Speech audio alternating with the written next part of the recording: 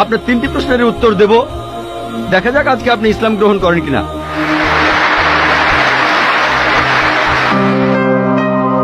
Good evening sir, আমি পেশায় একজন শিক্ষিকা। এছাড়াও আমি ইসলাম ও অন্যান্য ধর্ম নিয়ে রিসার্চ করি। আপনার নামটা কি জানতে পারি? আমি নীলিমা। আপনার লেকচারের জন্য অসংখ্য ধন্যবাদ। তবে আমি কিছু ব্যাপারে একটু জানতে চাই। যেমন আপনি ভবিষ্যৎ পুরাণের কথা বললেন, 3য় খণ্ডের 3য় অধ্যায় 5 থেকে 8 নম্বর শ্লোক। আমি আপনাকে আরেকটা ব্যাপার জানিয়ে রাখি যে হয়তো আপনিও এটা জানেন। ধরেন ঈশ্বর যে নবীকে পৃথিবীতে পাঠান, সেই নবী তার উদ্দেশ্যে বলা ভবিষ্যৎবাণীগুলো পূরণ করবেন। যদি সেই নবী অর্ধেক বা তার কম ভবিষ্যৎবাণী পূরণ করেন, তাহলে তাকে নবী বলা যাবে না। এটা একটা সাধারণ যুক্তির ব্যাপার। এবারে ভবিষ্য পুরাণার কথা বলি। আপনি সেই ম্লেচ্ছ নেতার কথা বললেন আর বললেন তিনি নবী মোহাম্মদ ছাড়া আর কেউ নন। আচ্ছা, আমি আপনার কথার প্রথম অংশটা মেনে নিচ্ছি, কিন্তু পরের অংশটা আপনি ব্যাখ্যা করে বলেননি। এখন আপনাকে বলি, ম্লেচ্ছ একটা সংস্কৃত শব্দ, আর সংস্কৃত ডিকশনারি অনুযায়ী ম্লেচ্ছ শব্দটার অর্থ অনার্য অথবা পাপী অথবা খারাপ লোক। ম্লেচ্ছ শব্দটার এই 3টা অর্থ হয়। তাহলে কি বলা যায় মোহাম্মদ ছিল পাপী অথবা খারাপ লোক?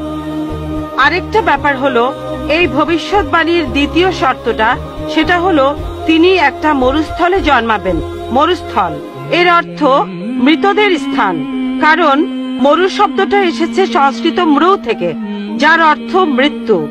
তাই এখানে অবশ্যই আরবের মরুভূমির কথা বলা হচ্ছে না, কারণ সেটা ছিল অনুর্বর ভূমি আর যুদ্ধক্ষেত্র। এরপরে আমি 3 নম্বর পয়েন্টে আসছি। এই ভবিষ্যৎবাণীতে বলা হয়েছে যে এই ম্লেচ্ছ নেতা তিনি গোসল করেন পঞ্চগাভিয়া আর গঙ্গা নদীতে। আর এটা আমরা সবাই জানি যে গঙ্গা নদী, এই নদীটা আরবে নয়, গঙ্গা নদী রয়েছে ইন্ডিয়ায়। এটা পৃথিবীর সবাই জানে। এবার পঞ্চগাভিয়ায় গোসল করা সম্পর্কে বলি। পঞ্চগাভিয়া মানে গরু থেকে উৎপন্ন 5টা উপাদান। এই উপাদানগুলো হলো দুধ, দই, ঘি, প্রস্রাব, গোবর। এখন ভবিষ্যৎবাণীটাকে সত্যি হতে গেলে এই কথাটাও তাহলে সত্যি হতে হবে। আপনি কি আমাকে পবিত্র কোরআনের এমন কোন আয়াত দেখাতে পারেন যেখানে বলা আছে যে মোহাম্মদ গোসল করেছিল গঙ্গার জলে বা সেই 5টা উপাদান দিয়ে, অর্থাৎ দুধ, দই, ঘি, প্রস্রাব আর গোবর? তাহলে আজকে ইসলাম গ্রহণ করব। Thank you sir. বোন, আপনি ঠিক বলেছেন যে ভবিষ্যৎবাণীর কথা বলা হচ্ছে, যদি তার অর্ধেকের বেশি পূরণ না হয় তাহলে ভবিষ্যৎবাণী ভুল। আমি একমত বোন, আপনার সঙ্গে একমত। আমি আপনার 3টি প্রশ্নের উত্তর দেব, দেখা যাক আজকে আপনি ইসলাম গ্রহণ করেন কিনা।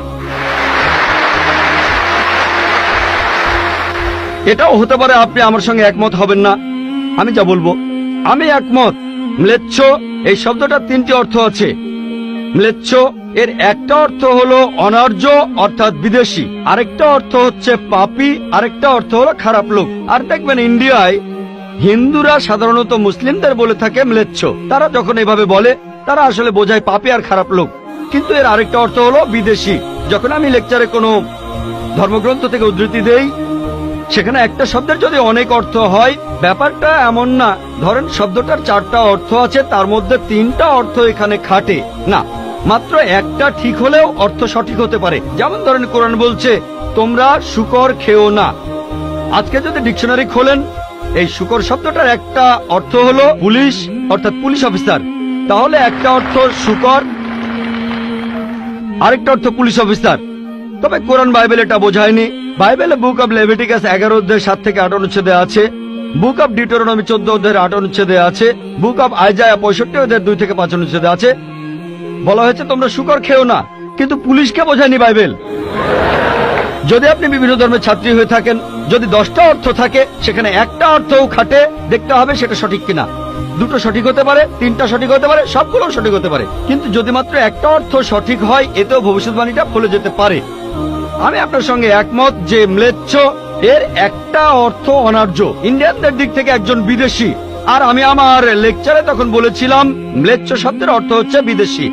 আর আপনি ভুল পথে গিয়ে বলছেন এখানে ম্লেচ্ছ মানে হচ্ছে পাপী। আপনি আসলে এখানে ভুল বুঝেছেন বোন। যদি আপনি বলেন কোরআন আর বাইবেল বলছে পুলিশদের খেও না, তার মানে আপনি বিভিন্ন ধর্মের উপর ছাত্রী নন, আপনি তাহলে এক পেশে। একটা অর্থে যদি ভবিষ্যৎবাণীটা পূরণ হয়, আরেকটা কথা যদি সন্দেহ থাকে, আমি আরো 10টা পয়েন্টের কথা বলেছি, সবগুলোকে খণ্ডন করতে পারবেন না। আরেকটা বললেন মরুস্থল, এটার একটা অর্থ আমিও একমত, মৃতদের স্থান।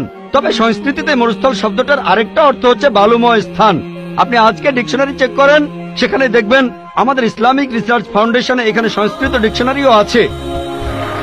আমি বিভিন্ন ধর্মের উপরে ছাত্র, এটা মানছি যে একটা অর্থ হচ্ছে মৃতদের স্থান, আরেকটা অর্থ হচ্ছে বালুময় স্থান। কিন্তু ভুল অর্থটা আপনি নিচ্ছেন কেন? তাহলে তো আপনি ভুল পথে চলে যাবেন। যদি পারমুটেশন আর কম্বিনেশন গুলো দেখেন, অন্য যে পয়েন্টগুলো বলেছি সেগুলো পুরোপুরি সঠিক। এখানে আপনাকে সঠিক উত্তরটা বেছে নিতে হবে। তাহলে মরুস্থল শব্দটার একটা অর্থ হলো বালুময় স্থান বা মরুভূমি।